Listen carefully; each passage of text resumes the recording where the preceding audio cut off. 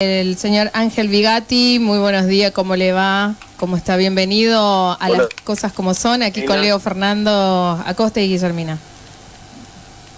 Un gusto, Guillermina y Fernando, a sus órdenes. Leo, sí, Leo Fernández, ahí estamos con Leo. Bueno. Sí. Contador Bigatti, sí. ¿Cómo le va? Gracias por atendernos. Bueno, hace unos días, la semana pasada, salieron algunos porcentajes respecto de cómo ha crecido de manera interanual la venta de combustible.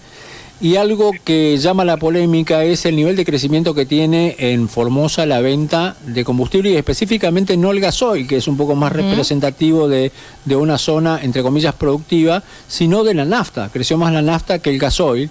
Y también comparábamos este 52,2% que daban en cuanto al crecimiento interanual de la venta de combustible y lo comparábamos con un 24,1% de la provincia de La Pampa, que es eminentemente productiva, ¿no? Y esto nos da la idea, haciendo esta introducción un poco extensa, de cómo están alteradas las cosas en nuestro país o tergiversadas, que en una provincia se vende más combustible por contrabando que en otra provincia en donde la producción es mayor y hay menor crecimiento en cuanto a la venta de combustible. Pero queríamos conocer su reflexión respecto de esto que le contamos. Bueno, no es sencillo en pocas palabras tratar de resumir lo que está sucediendo. Cuando nosotros hablamos del combustible, digamos que diferenciemos la primera diferenciación entre naftas y el gasoil. El gasoil, históricamente, tradicionalmente, las máquinas que utilizan el gasoil son los del transporte colectivo, los tractores, los camiones, ¿no es cierto? O sea que es un combustible que está más ligado a la producción, al trabajo, al transporte. Y las naftas normalmente eran más caras que el gasoil. Hoy sucede lo contrario. Esto es algo que yo no le encuentro una explicación razonable, porque es más caro producir que, digamos, utilizar un vehículo para el transporte familiar, una cosa así. Claro. Eso en primera instancia. Segundo, el combustible en la Argentina, la mitad del precio aproximadamente son impuestos. Sí. Y cuando hablamos de impuestos, o sea, tributos, tenemos que hablar de los nacionales, los provinciales y hasta de los municipales, que en teoría, digamos, no deben cobrar impuestos, pero que en la práctica pueden. De hecho, lo hacen. ¿Cómo? Y disfrazan una tasa retributiva de servicio en relación a los ingresos, entonces no al servicio sino a los ingresos, y es como si cobrasen un impuesto a los ingresos brutos. Históricamente, por ejemplo, el impuesto a las actividades lucrativas, cuando se llamaba así, era el 4 por 1000. Hoy el municipio de Formosa, por ejemplo, cobra el 5 por 1000, o sea, el 0,5% de los ingresos. Ingresos brutos también, por ejemplo, en las comisiones de la estación de servicio es un 4,2%, no por 1000%. Claro. Todos los tributos están distorsionando también, o sea, tenemos una voracidad fiscal escandalosa que es producto de una falta de responsabilidad. Quizás está clarísimo eso, que el sistema inmunológico del organismo, nación, Estado, gobierno, es la justicia, y a veces es un poco lenta, a veces son tanto las trabas burocráticas que existen, o los privilegios que se otorgan a los políticos a través de del propio Parlamento, ¿no es cierto?, como los fueros y el poder, el abuso del poder. Entonces es así como tenemos otro ejemplo que tiene que ver, todo tiene que ver. Vos me preguntás, ¿por qué se vende el combustible supongamos, lo transportan al Bertio, sobre todo en Clorinda, hacia el Paraguay? Porque resulta que acá voy a hacer esto es mío, no es más, no lo veo en los libros ni lo dice ningún economista, me hago cargo. Yo, aparte de contador, estudié también economía en Europa, en Bélgica. La creación de dinero tiene dos fuentes. Una es la emisión monetaria y la otra es la que tienen los bancos, un 80% de la suma del promedio de los depósitos, que son miles de millones de dólares, hay un 20% de encaje y el otro 80% lo tienen para prestarlo, se supone, a la producción fundamentalmente, o para ayudar a la gente. Eso antes se cumplía porque los bancos, que estaban la mayoría en poder del Estado nacional, provincial, tenían, por ejemplo, el banco hipotecario, el banco de desarrollo, el banco de nación, que se ocupaba de los productores primarios.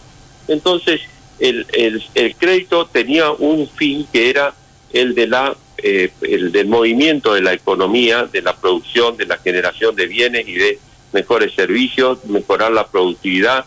Eso baja los precios, aumenta la producción, la riqueza. ¿Y qué pasa cuando tenemos tasas de interés muy altas? Tenemos una voracidad fiscal escandalosa y encima hasta la falta de justicia que eficientemente al contribuyente. Entonces no se invierte. ¿Y en qué se está usando ese dinero? Ese dinero que hoy está en manos de los que en la década del 90 eran los amigos del gobierno, se utiliza en la especulación con el dólar, donde ellos son oferentes y demandantes. Entonces nuestra moneda todo el día pierde valor por distintas circunstancias, pero esa es una de las principales y nadie se ocupa de eso. Al contrario, ¿qué hace el Estado? No digo este gobierno, el anterior y el anterior. En la época de Macri también. Les pagan tasas de usura a quienes están especulando. Entonces, lejos de decir, señores, vamos a hacer una cosa, por ejemplo, como existe en alguna provincia como la de Salta, o que existía en la provincia del Chaco, y acá en Formosa se intentó también. La suma de los depósitos del Estado, eso va a ser utilizado, ese 80% deducido el encaje, para la producción, para fomento de la producción, para mejorar la productividad, para mejorar los servicios, y a un costo cero. Claro. Esto no sucede, se utiliza la especulación lejos de decir, señores, no digo que la castiguen, sino que la frenen. No, la incentivan dándole más beneficios, pagando una tasa de usura, que es un escándalo, y no lo escucho yo en ningún economista que lo plantee, porque seguramente tienen un poco de temor al poder enorme que tiene este sector aliado, se supone, con gente del gobierno. Claro. Ahora, contador, esto que usted nos ha dicho, bueno, un poco en la estructura financiera de lo que ocurre en el comercio de los combustibles. Digo, ¿es posible de poder modificarse? Hemos tenido un claro diagnóstico sobre cómo estamos, qué es lo que perjudica, cómo funciona. Digo, ¿esto se puede modificar? ¿Esta matriz se puede modificar en el sentido de que esto no resulte, digo, el tener que sostener una estructura como sea la financiera o la pública sobre los hombros de quienes están trabajando en este sector, ¿no? Mire, fíjese, le doy un ejemplo que explica esto muy claramente. Un jubilado que aporta, un independiente que aporta toda su vida, y llega al momento de jubilarse, supongamos que sea autónomo, en la ANSES lo castigaban dándole la mínima. Esto le digo, le pasa a muchos colegas. ¿Y por qué esto? Una decisión política. Pero sin embargo, o entonces hoy, supongamos que un jubilado hoy gana el 1%, o a ver, 70.000 pesos, 75.000, comparado con los 7 millones y pico mensuales que cobra la presidenta. ¿A usted le parece que esto es lógico cuando se supone que la política es una vocación de servicio, o sea, algo que uno hace en forma desinteresada, en forma de servir a la patria? No para ir a servirse y al mismo tiempo a castigar a aquellos que hoy los matan de hambre, gente que ha trabajado toda su vida. O sea, se han apropiado de los ahorros de esa persona y le pagan una miseria. Y por el otro lado, privilegios de escándalo a personas que no se justifica que tengan que tener privilegios tan diametralmente opuestos. Entonces, estas son las cosas que hacen que tienen que ser modificadas. Y esto yo diría que es un problema de valores y fundamentalmente de honestidad. Si se pudiese solucionar esto, yo creo que se necesita no solamente inteligencia, se necesita también de honestidad. Está. Contador Vigatti, muchísimas gracias por su tiempo, muy amable. A sus órdenes. Gracias a ustedes.